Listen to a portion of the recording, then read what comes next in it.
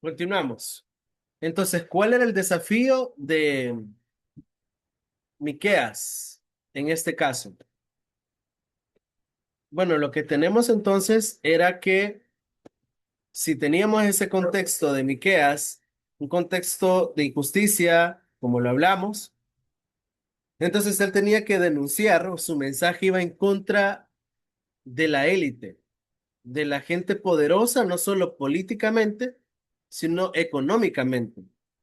Él tenía que confrontar a la clase religiosa de su época, que eran personas, sacerdotes, el pueblo, que era muy religioso, pero que su práctica, su trato con el prójimo no iba en coherencia con su práctica religiosa. Además, tenía que enfrentar falsos profetas, es decir, personas que decían ser profetas de parte de Dios, personas que decían hablar en nombre de Dios, pero que eran personas contratadas, personas pagadas para hablar lo que el rey quería escuchar, para hablar lo que la clase dominante quería escuchar. Y esto, hermanos, no está lejos de nuestra realidad. Usted puede ver hoy que cuando un político quiere, ¿verdad? Está en campaña política, él va donde el pastor, el sacerdote, el líder religioso que está de su lado y que habla bien de él, ¿verdad? Y lo publica en redes sociales y le da bastante realce y le ayuda, ¿verdad? A este líder religioso económicamente porque habla bien de él. Entonces es algo que siempre ha pasado. En este entonces el rey pagaba profetas para que le dijeran a la gente que las cosas estaban bien y el profeta de Dios, él tenía el mensaje verdadero, pero el mensaje verdadero era las cosas están mal, ustedes están mal.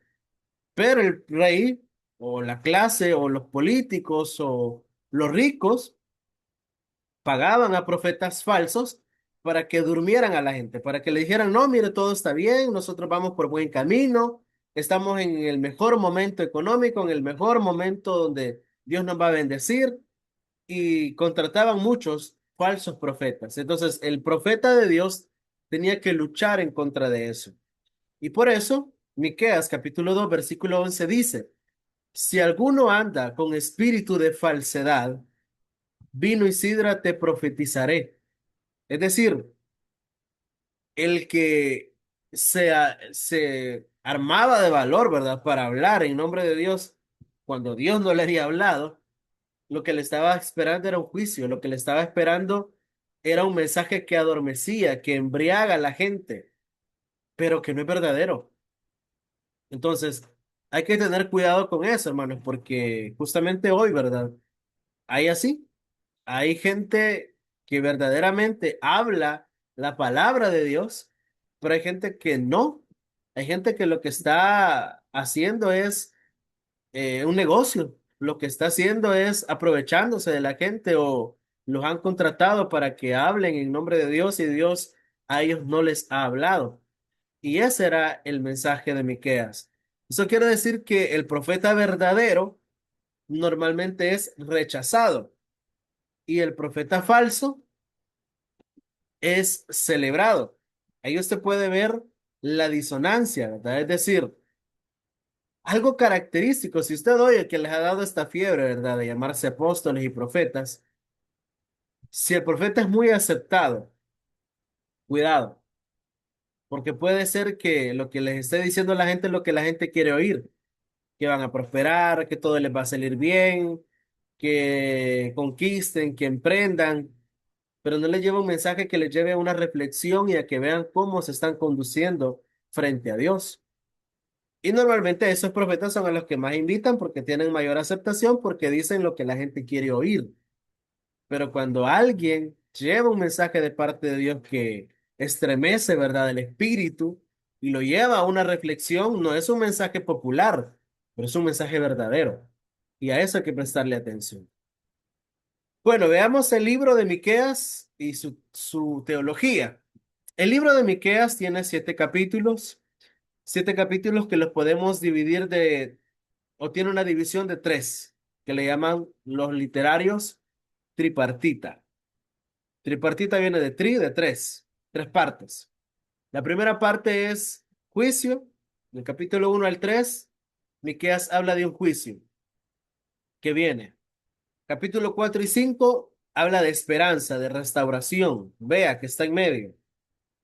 Capítulo 6 y 7 habla del pacto, de la ética que tienen que tener, es decir, vie- viene un juicio, pero Dios los va a sacar de ahí, pero necesito que aprendan la lección, ¿verdad? De que no vivan una religiosidad vacía, sino que se demuestre cuánto aman a Dios en la misma dimensión de cómo aman a su prójimo, de cómo tratan a su prójimo. Y la verdadera espiritualidad ahí se demuestra. Cuando usted quiere saber qué tan espiritual es alguien, vea cómo trata al prójimo, vea cómo trata a las personas. Ahí se nota qué tan espiritual somos. Y eso es algo que Miqueas les dice en el capítulo 6 al 7. Vea lo que dice la teología del juicio, universalidad del juicio. Miqueas 1:3. Porque he aquí Jehová sale de su lugar y viene a juzgar. Es decir, el Señor ya se le acabó la paciencia y viene a juzgar a esta gente injusta, infiel y que usa la religión para manipular a las personas. Entonces, ¿cuál es la causa del juicio? La idolatría, que tenían ídolos, y la injusticia social. Es decir, se aprovechaban del prójimo, engañaban al prójimo para estafarlo, para mentirle, para explotarle. Entonces, para Miqueas, la corrupción social es infidelidad a Dios. Vea que la gente esto normalmente no lo relaciona, ¿verdad? Es decir, no dicen las personas, yo soy bien buen cristiano, yo me congrego, yo doy mi diezmo, yo doy mis aportaciones, yo tengo privilegios, pero en casa, por ejemplo, maltrata a la esposa, maltrata a los hijos, o en casa, por ejemplo, tiene vecinos, tiene problemas con los vecinos que no les habla, o cuando es una persona adinerada, explota, ¿verdad? A sus empleados, los maltrata, los humilla, pero se congrega, pero va a la iglesia, pero tiene privilegio, entonces la gente no relaciona. Pero lo que Miqueas dice es, no, o sea, eso no debe de ser así. Si tú amas a Dios, que se evidencie cómo tratas al prójimo, que se evidencie en tu compasión, en tu trato misericordioso con tu prójimo. Eso es lo que Miqueas está diciendo. Y esa es la teología del libro. Por eso es un libro muy confrontativo a que lo que decimos amar a Dios se evidencie en el trato al prójimo. Ya que estamos hablando del libro, ve algunos géneros literarios. Los géneros literarios son los formatos literarios en los que se ha escrito la palabra de Dios o la escritura inspirada por Dios. Mire, Miqueas 2:2 dice, hay de los que codician heredades. Y eso se los dice a los ricos, ¿verdad? Cuando ellos veían a la viuda que se quedaba sin protección, decían, ¿cómo hago para quitarle la propiedad? Porque sé que nadie la va a defender. Pero a eso se le llama oráculos de juicio. Ese es el género literario. Cuando Miqueas dice, hay de los que codician heredades. También tenemos litigio de pacto. Ese es otro género. Cuando Miqueas llama al pueblo a que sea fiel al pacto que los israelitas habían hecho con Dios allá en el monte Sinaí. Y por eso dice Miqueas 6:3, pueblo mío, ¿qué te he hecho saber? Entonces está llamando a su pueblo a la fidelidad a un trato que ya tenían con Dios. Están los oráculos de salvación que Miqueas 4:1 dice, acontecerá en los postreros tiempos un tiempo nuevo, un tiempo de restauración, un tiempo de salvación que venía. A eso se le llaman oráculos de salvación o ese es el formato literario. Y también tenemos lamento profético, cuando aparece el ay, pero en un tono de lamento, no en un tono, si usted mira el primero, oráculo de juicio, es un tono de juicio. Este ay es un tono de lamento, por eso se llama lamento profético. Y dice, ay de mí, porque he venido a ser como, y ahí lo dice Miqueas 7:1. Y ahí está hablando de ese lamento que sufre al ver este pueblo y que este pueblo le viene un juicio. Esto es importante saberlo porque le ayuda a comprender mejor en el formato, en la forma en que está escrita la palabra de Dios. Entonces, ¿qué nos dice ahora Miqueas? Si ya analizamos todo su contexto, su organización literaria, ¿qué nos dice hoy? Bueno, hoy lo que nos dice es que hay una denuncia profética frente a los sistemas injustos. Miqueas habla contra la corrupción de gobierno. Vea, Miqueas no solamente se va al pueblo, Miqueas confronta a los políticos, a los gobernantes de su época. Les muestra que son injustos porque todo su gobierno es en pro de ayudar al que ya es rico, a que las personas ricas, si ellos han cometido delitos, la justicia se vende, a que ellos se hagan más ricos, pero al pobre no lo ayuda, sino que lo hunden más en pobreza y en desigualdad. Entonces, Miqueas denuncia eso y nosotros ahora lo tenemos. Vea usted, ¿verdad? ¿A dónde le toca ir al ciudadano de a pie, al ciudadano que le toca trabajar para comer? Cuando él tiene alguna enfermedad, ¿a dónde le toca ir? A un hospital público. Un hospital público que normalmente no tiene medicinas, no tiene atención de calidad. Pero ¿a dónde van los ricos? Los ricos no van al hospital público donde las personas de a pie van. ¿A dónde va el rico, el político? Él tiene eh, un servicio de salud privado y que es pagado con nuestros impuestos para terminarla de amolar, ¿verdad? Y ellos van a un lugar lujoso que los atiendan, atención de primera. Entonces el rico no sufre, el rico tiene atención de primera y el pobre no, y el pobre es el que trabaja para pagar al rico. Entonces, esa disonancia es la que denuncia y la que sigue denunciando la palabra de Dios. A Dios no le agrada eso. A Dios no le agrada que se le quiten impuestos al que ya es rico y al pobre le aumenten los impuestos.